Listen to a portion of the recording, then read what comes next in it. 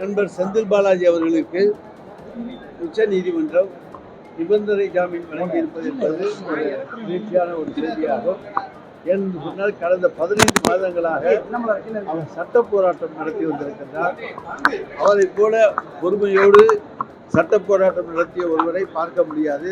அந்த அளவுக்கு சிறையில் இருந்து கொண்டு அமைச்சர் பதவி கூட எனக்கு வேண்டாம் என்று சொல்லி இன்றைக்கு மிகப்பெரிய போராட்டத்திற்கு பிறகு இன்றைக்கு அவர் நிபந்தனை ஜாமீன் பெற்றிருப்பது என்பது வரவேற்கத்தக்க ஒன்று. நிச்சயமாக அவர் தன்னுடைய வழக்குகளிலே வெற்றி பெறுவதற்கு எங்களுடைய வாழ்த்துக்களை தெரிவித்துக் கொள்கிறேன். தொடர்ச்சியாக ஜாமீன் கொடுக்கக்கூடாதுன்னு சொல்லி இடி வலியுறுத்தி இன்னைக்கு அதாவது இடி அவங்க போட்டிருக்க வழக்குகளுடைய எண்ணிக்கை எக்கச்சக்கம். ஆனால் அது எத்தனை வழக்குகள் அவங்க வெற்றி பெற்றிருக்காங்க கிடையாது.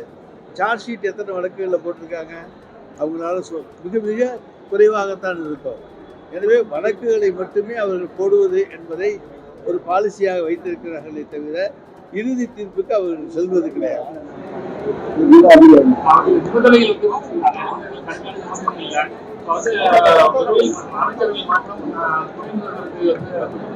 இதெல்லாம் மாண்புமிகு தமிழ்நாடு முதலமைச்சருடைய முடிவை பொறுத்தது.